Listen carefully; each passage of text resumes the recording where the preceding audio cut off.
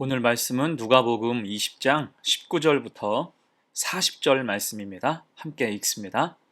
서기관들과 대제사장들이 예수의 이 비유는 자기들을 가리켜 말씀하심인 줄 알고 즉시 잡고자 하되 백성을 두려워하더라.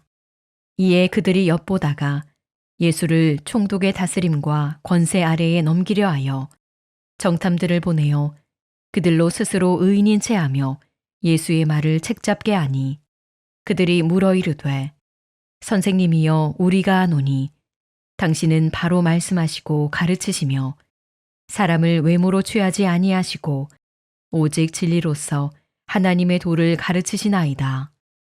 우리가 가이사에게 세를 바치는 것이 옳으니이까 옳지 않으니이까 하니 예수께서 그 간계를 아시고 이르시되 데나리온 하나를 내게 보이라.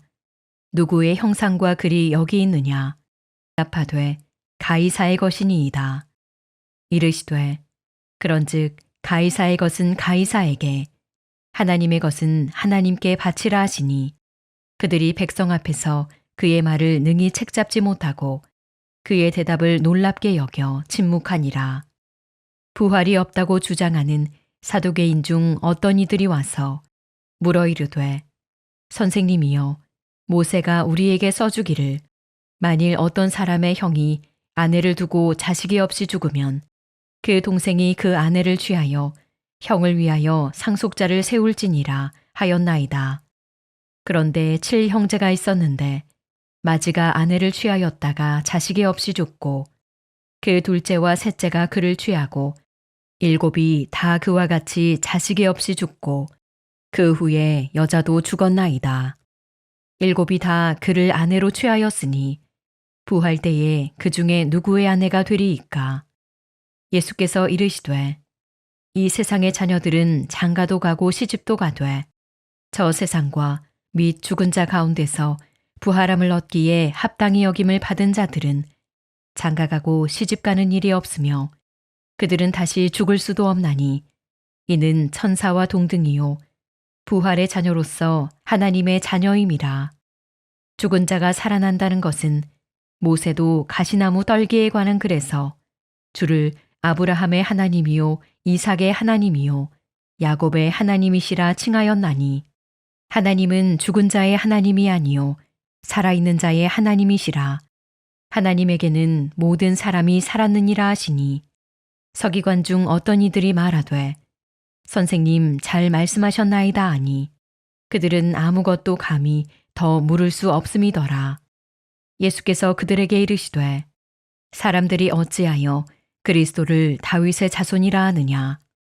시편의 다윗이 친히 말하였으되 주께서 내 주께 이르시되 내가 내 원수를 내 발등상으로 삼을 때까지 내 우편에 앉았으라 하셨도다 하였느니라. 그런즉 다윗이 그리스도를 주라 칭하였으니 어찌 그의 자손이 되겠느냐 하시니라. 모든 백성이 들을 때에 예수께서 그 제자들에게 이르시되 긴 옷을 입고 다니는 것을 원하며 시장에서 문안받는 것과 회당의 높은 자리와 잔치의 윗자리를 좋아하는 서기관들을 삼가라. 그들은 과부의 가산을 삼키며 외식으로 길게 기도하니 그들이 더 엄중한 심판을 받으리라 하시니라. 간계를 아시고라는 제목으로 말씀 증거합니다. 어제 말씀에서 예수님은 포도원 주인과 농부의 비유로 서기관들과 제사장들의 행태를 꼬집으셨어요. 이에 그들은 분노하여서 예수님을 잡고자 했지요. 하지만 백성이 두려워서 붙잡지는 못했어요. 대신 그들은 고심하며 예수님을 처리할 다른 방법을 궁리합니다. 그것이 간계, 말의 올무였어요. 21절입니다. 그들이 물어 이르되 선생님이여 우리가 아노니 당신은 바로 말씀하시고 가르치시며 사람을 외모로 취하지 아니하시고 오직 진리로서 하나님의 도를 가르치시나이다. 자, 그들은 먼저 예수님을 치켜 세우는 말을 하고 있습니다. 이 말이 참 재미있는 게 그들에게는 사실 이 말은 마음에도 없는 말이었지만 역설적으로 이들의 지금 증거는 참된 것이었어요. 고장난 시계처럼 하루에 2번은 맞는 꼴입니다. 아무튼 마음에도 없는 칭찬을 한 후에 즉시 음흉한 의도를 드러내지요. 22절이에요. 우리가 가이사에게 세를 바치는 것이 옳으니까 옳지 않으니까. 여기서 가이사는 당시 로마 황제인 티베리우스를 의미합니다. 이 황제에게 세금을 내는 것이 옳으냐 그르냐를 묻고 있는 거예요. 만약 예수님이 옳다고 하신다면 무거운 세금에 허덕이는 백성들에게 원성을 사게 할 작정이었고, 옳지 않다고 한다면 즉시 로마 제국에 고발할 생각이었습니다. 하지만 예수님은 처음부터 그들의 악한 관계를 다 파악하고 계셨어요. 그래서 당시 화폐 중에 하나인 데나리온을 보여달라고 하시죠.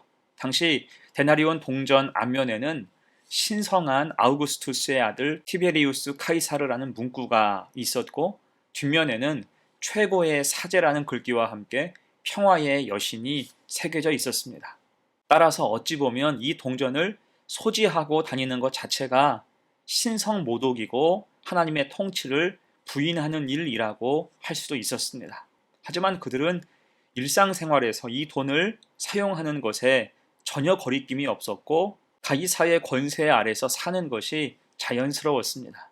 자, 이에 주님은 의표를 찔러서 말씀하시죠. 25절입니다. 이르시되 그런즉 가이사의 것은 가이사에게, 하나님의 것은 하나님께 바치라. 아멘.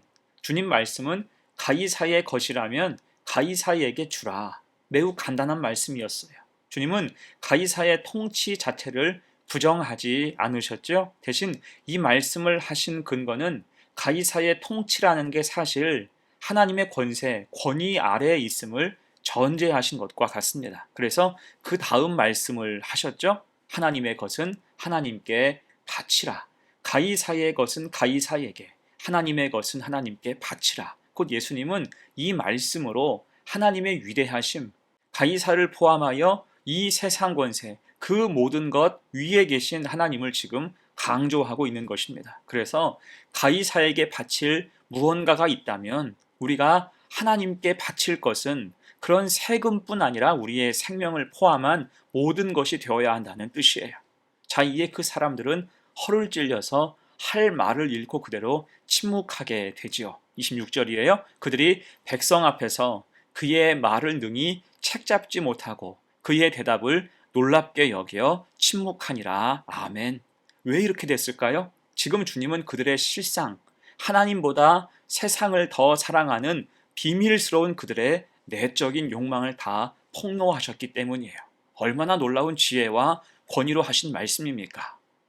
자, 그렇게 그들을 입 다물게 하신 주님께 이제 또 한 무리가 다가왔어요. 그들은 사두개인입니다. 그들의 특징을 27절은 말씀하죠. 부활이 없다고 주장하는 사두개인 중 어떤 이들이 와서, 사두개인은 부활이 없다고 주장합니다. 이들은 유대교의 현실주의자로서 귀족과 제사장 계층이 많이 속하였고 정치적 기득권에 관심이 많았습니다. 그래서 가장 전통적인 자신의 기득권을 유지하기 쉬운 모세 오경만을 추종했는데, 모세 오경에 부활에 대한 기록이 없으니 당연히 부활은 없는 것이라고 주장했습니다. 그런 자들이 와서 지금 주님을 향해서 농담하듯 질문하는 거예요. 28절 이하의 말씀을 요약하면, 모세의 법에 의거 형이 자식을 낳지 못한 채로 아내를 남기고 죽으면 동생이 형수와 결혼하여서 상속자를 세워야 되는데, 7 형제가 모두 이런 식으로 자식을 낳지 못하고 죽고 여자까지 죽게 된다면 부활 때의 그 여인은 누구의 아내가 되겠느냐라는 것입니다. 이 질문은 사실 사두개인들이 바리새인과 논쟁할 때 농담조로 하는 말이었어요. 그래서 바리새인을 당혹하게 하는 그 질문을 그대로 가져와서 지금 주님께 질문하는 것입니다. 이에 주님은 그 질문, 간계를 들으시고 그 질문 자체의 문제를 지적하시죠. 35절, 36절입니다. 저 세상과 및 죽은 자 가운데서 부활함을 얻기에 합당히 여김을 받은 자들은 장가가고 시집가는 일이 없으며 그들은 다시 죽을 수도 없나니 이는 천사와 동등이요 부활의 자녀로서 하나님의 자녀임이라. 아멘. 한마디로 주님은 지금 이 세상과 저 세상을 비교하시면서 이 세상의 일을 근거로 저 세상의 일을 파악할 수 없다고 말씀하십니다. 왜요? 저 세상, 즉 천국은 영원히 사는 곳이기 때문이에요. 이 세상과 같지 않고 이 세상의 논리가 전혀 통하지 않기 때문입니다. 곧 현세를 기준으로 영혼과 부활을 단정하여 질문하는 것 자체가 성립되지 않는 악한 생각이며 말초적인 관심에 따른 질문 그 이상도 이하도 아니라는 것입니다. 그래서 우리가 고린도전서 15장 42절 이하 말씀을 주목해야 돼요. 죽은 자의 부활도 그와 같으니 썩을 것으로 심고 썩지 아니할 것으로 다시 살아나며 욕된 것으로 심고 영광스러운 것으로 다시 살아나며 약한 것으로 심고 강한 것으로 다시 살아나며 육의 몸으로 심고 신령한 몸으로 다시 살아나나니 육의 몸이 있은즉 또 영의 몸도 있느니라. 아멘. 어떻습니까? 그 나라는 이 세상에서 상상하고 판단하는 그런 나라가 전혀 아니라는 것입니다. 그래서 믿음으로만 가는 나라라고 하는 거예요. 자, 이제 말씀을 마무리하면서 오늘 주님은 주님을 곤란하게 할 목적으로 한 두 가지 질문에 답을 주셨습니다. 그 자체로는 간사한 꾀로 말의 울무를 친 거죠. 하지만 주님은 그럼에도 선명하게 답을 주셨어요. 곧 여기서 깨우칠 게 무엇입니까? 하나님의 어리석음이 사람의 지혜로움보다 더 지혜롭다는 거예요. 악한 의도가 있는 질문에도 이렇게 바른 진리의 말씀을 주시는데 처음부터 진리를 사모하는 마음으로 믿음 가지고 지혜와 용기를 구할 때 얼마나 더 귀한 말씀으로 인도하실까요? 이에 우리는 믿음으로 주님 앞에 온전히 서야 할 줄로 믿습니다. 우리에게는 간계가 아니라 믿음이 필요해요. 그래서 주님이 주신 말씀에 믿음으로 답하며 책임감 있게 더불어 살아갈 때 놀라우신 은혜를 경험하며 사는 복된 성도들 되시기를 간절히 축원합니다. 아멘. 함께 기도합니다. 은혜로우신 하나님, 오늘 바리새인과 사두개인과 같은 헛된 마음으로 주님 앞에 서지 않게 하옵소서.